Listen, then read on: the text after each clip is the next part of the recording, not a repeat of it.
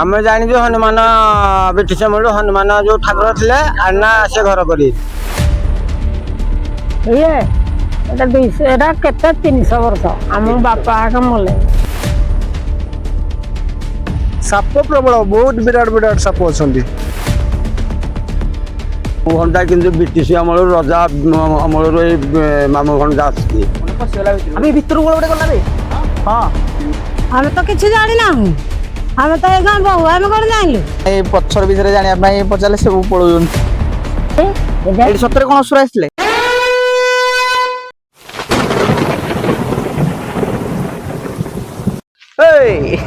କଣ ଚମକି ପଡୁଛ? ଆମେ ଯୋଉ ଜାଗାକୁ ଯିବା ସେ ଜାଗାର ନାଁ କଣ ଜାଣିଛ? ହଁ କଣ?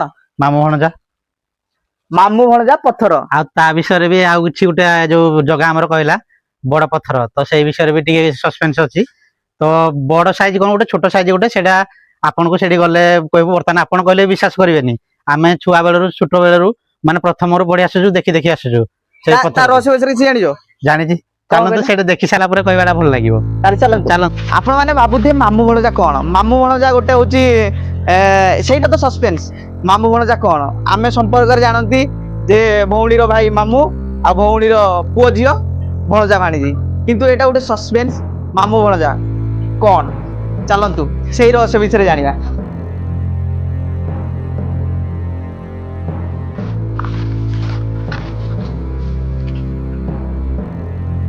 ଆଉ ଗୋଟେ କଥା ଜାଣିଛନ୍ତି କି ଏଠି ଗୋଟେ ବଡ ବୁଢା ସାପଟେ ରୁହେ, ଆଉ ଲୋକ କୁହନ୍ତି ମାନେ ଛେଳିକି ବି ଗିଳି ଦିଏ।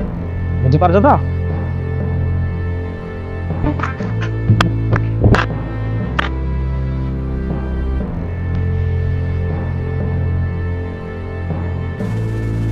ମାନେ ଆପଣ ଯୋଉ ମାନେ ଯୋଉ ବଡ ପଥର ଦେଖୁନାହାନ୍ତି, ଇଏ ହେଲା ଆମ ଗାଁ ମନ୍ଦିର ପଥର।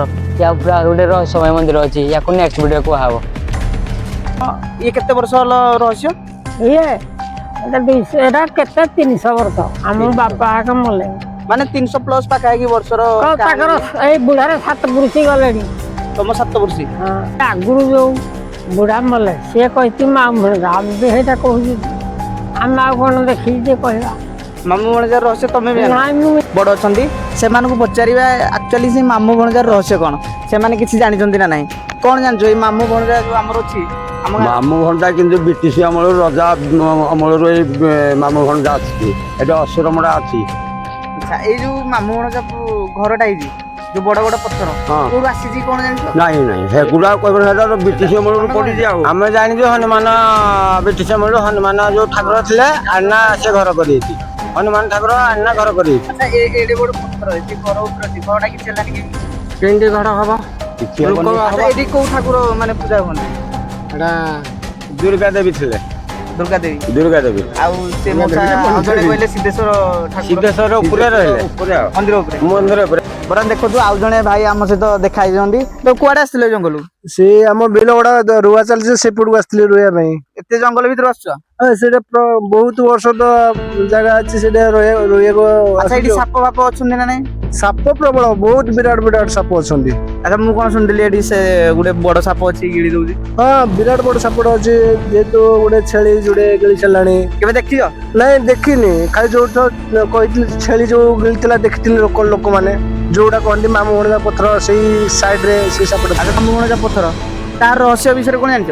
ରହସ୍ୟ ବିଷୟ କହିପାରିବିନି। ରହସ୍ୟ ବିଷୟ କଣ ଜାଣିଛି ଗୋଟେ କାରଣ ସମସ୍ତେ ବି କହୁଛନ୍ତି ଯେ ଯୋଉ ମାମୁ ଭଣଜା ପଥର ସେଟା କୋଉ ଅମଳରୁ ଅଛି କହିପାରିବିନି। ମୁଁ ମୋ ଜେଜେବାପା ଅମଳରୁ ତଥାପି କହିପାରିବିନି। ସେଇଟା ଗୋଟେ ଆମ ଯୋଉ ଅଛି ଦିଟା ପକ୍ଷ, ଗୋଟେ ଶୁକ୍ଳ ପକ୍ଷ, ଗୋଟେ କୃଷ୍ଣ ପକ୍ଷ। ସେଇ ପଥର ଦିଟା ମାମୁ ଭଣଜା ପଥର ଯୋଉ ନାଁ ଅଛି, କୃଷ୍ଣ ପକ୍ଷରେ ମାନେ ଇଏ ମାମୁ ବଢୁଛନ୍ତି, ଆଉ କୃଷ୍ଣ ଶୁକ୍ଳ ପକ୍ଷରେ ଇଏ ବଢୁଛନ୍ତି, ଭଣଜା ବଢୁଛନ୍ତି।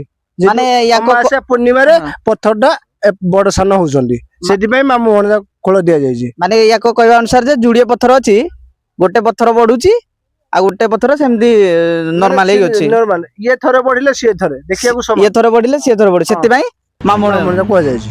ପଳଉଛନ୍ତି। ମାନେ ଏଇ ପଥର ବିଷୟରେ ଜାଣିବା ପାଇଁ ପଚାରିଲେ ସବୁ ପଳଉଛନ୍ତି। ମାଉସୀ, ଯୋଉ ମାମୁ ଭଣଜା ପଥର ଅଛି ତା ବିଷୟରେ କଣ ଜାଣିଛୁ?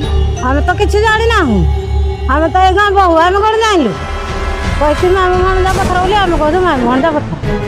ଆରେ ମାମୁ ଭଣଜା ପଥର ଯେ କେମିତି ମାମୁ ଭଣଜା ପଥର ହେଲା? ପଥର ଦିଟା ଭଣଜାକୁ ପାଇଁ କୁହାଯାଉଛି? ଝିଅ ମାମୁଁ ବଡ ହେଇଯାଉଛି ଭଣଜା ଛିଡି ଯାଉଛନ୍ତି ଛୋଟ ହେଇଯାଉଛି। ଏଇ ଜାଗାକୁ ପହଞ୍ଚି ଯାଇଛୁ ଆମେ ଏପଟେ ଅଛୁ ସେ ଜାଗାଟା ହେଲା ସେପଟେ ଆମକୁ ଏଇ ଜାଗା କ୍ରସ୍ କରି ଯିବାକୁ ପଡିବ ସେଠି ଅଛି ଆମର ସେଇ ମାମୁଁ ଭଣଜାର ରହସ୍ୟ ସେଠିକି ଆମକୁ ଯିବାକୁ ପଡିବ କଣ କହୁଛ ଯିବା ଆସ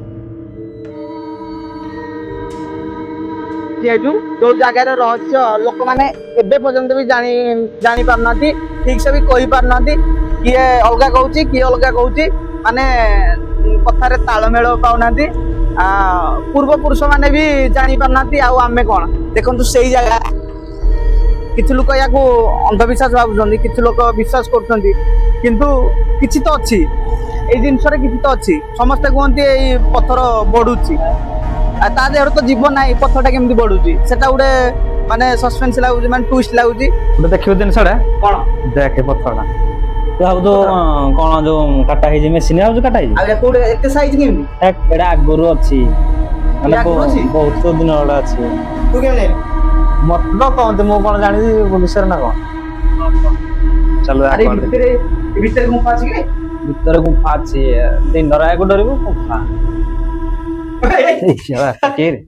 ଡରିଯିବୁ ଦେଖିବା ପାଇଁ ତମେ ଆସୁନ ମୁଁ ଏକଲା ପଳେଇଥିଲି ଡରେଇ ଦଉଛୁ ତୁଇ ତ ଧଳା ଡ୍ରେସ ପିନ୍ଧିଛୁ ଯେ ଭାଡ ଭାଇ ଠିଆ ହେଇଛି ମୁଁ ଦେଖିବା ପାଇଁ ଆସିଥିଲି ଆରେ ଏ ଭିତରେ ଆହୁରି ଭିତରେ ଅଛି ଆହୁରି ଭିତରେ ଦେଖନ୍ତୁ ଭିତରେ କେତେ ଗୁମ୍ଫା ଭାଇ ଡର ଲାଗୁଛି ସାପ ହବ ଥିବ ଭାଇ ସାପ ଥିବ ଜାଣି ଏଇ ଜାଣି ପଳେଆ ଡର ଲାଗୁଛି ଆଉ ଯୋଉ ଭଣଜା ପଥର ଗୁলো କହୁଥିଲେ ଆମେ ଦେଖିବି ମତେ ବି ଏବେ ଆଶ୍ଚର୍ଯ୍ୟ ଲାଗୁଛି ଯେ ମାନେ ଏତେ ସୁନ୍ଦର ଭିତରେ ଅଛି ଏଠି ଲାଗିଲା ଆପଣଙ୍କୁ ଯେମିତି ମୁଁ ମାନେ ମାଡି ବସିବ କିନ୍ତୁ ସେମିତି କିଛି ନାହିଁ ପୁରା ଯେତେ ଲୋକ ରହିଲେ ବି ସେ କିଛି ହବନି ପଥରଟା ଏମିତି ଆଗରେ ମାନେ ରହିଛି ଠାକୁର ରଖିଛି କଣ ମୁଁ କିଛି କହିପାରୁନି ଆଗରୁ ଯୋଉ ଠାକୁର ରଖିଛନ୍ତି କିନ୍ତୁ ମତେ ଲାଗୁଛି ଯେମିତି ଏ ପଥରଟା ଭଗବାନ ଥୋଇছে ଯେମିତି ବର୍ତ୍ତମାନ ଆମ ଦେହରେ ଆମକୁ ଯେମିତି ମାଡି ପଡ଼ିଲା ଟାଇପର ଲାଗୁଛି କିନ୍ତୁ ଆପଣଙ୍କୁ କେବେ ହେଲେ କିଛି ହବନି ସେଇଟା ମତେ ବହୁତ ଭଲ ଲାଗେ ହଁ ବହୁତ ଯୋଉମାନେ ବି ଆମର ଏଇ ଆମ ଗାଁରୁ କିଛି କରିଛନ୍ତି ସେମାନଙ୍କୁ ବହୁତ ଅଶେଷ ଅଶେଷ ଧନ୍ୟବାଦ ଏଇ କାମଟି କରିଥିବାରୁ କାହିଁକି ନା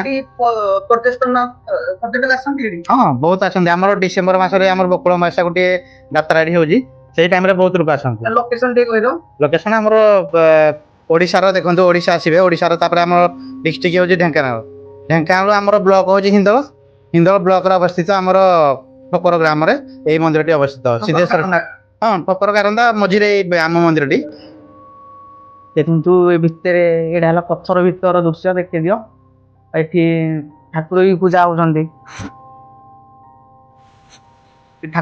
ହଉଛନ୍ତି ମାନେ ଏବେ ତ ଟିକେ ଡେଭଲପମେଣ୍ଟ ହେଇଗଲାଣି ଘର ଦ୍ୱାର ଏଇଗୁଡା ସିମେଣ୍ଟ କାନ୍ଥ ହେଇଗଲାଣି କିନ୍ତୁ ଆଗରୁ ଏଇଗୁଡା ସିମେଣ୍ଟ କାନ୍ଥ ନଥିଲା ମାନେ ଗୋଟେ ରହସ୍ୟମୟ ଭଳିଆ ଦେଖାଯାଉଥିଲା ଏବେ ସିମେଣ୍ଟ କାନ୍ଥରେ ଏଇ ଘର ତିଆରି ମାନେ ତାର ଡେଭଲପମେଣ୍ଟ ପାଇଁ ଲୋକମାନଙ୍କ ମାନେ ସୌନ୍ଦର୍ଯ୍ୟମୟ ଦେଖିବା ପାଇଁ ମାନେ ଗୋଟେ ପିକନିକ ସ୍ପଟ ଭଳିଆ ମାନେ ଗୋଟେ ପର୍ଯ୍ୟଟକ ସ୍ଥଳୀ ବନେଇବା ପାଇଁ ଚାହୁଁଛୁ ତଥାପି ଯେତିକି ହେଇଛି ଆହୁରି ୟାର ଡେଭଲପମେଣ୍ଟ ଦରକାର ସେଟା ଟିକେ ଦେଖିଦିଅନ୍ତୁ ଭିତରେ କଣ ଅଛି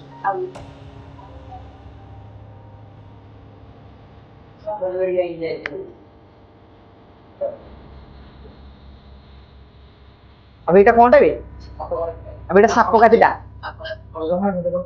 देखन एडी ठाकुर अछंती एडी ठाकुर अछंती देखन एडी साप काटी देखन साप काटे लोक भी कहते एटा साप बहुत थर देखि जल्दी पूजा कया सारे बाबा ही कहते साप देखि एडी साप पूजा कला बेले बाबा कहते साप बाहर एंडे तो पूजा कला बेले अधिकांश बाहर एंडे साप मिस्त्री काट अछि एक्चुअली साप होले होवे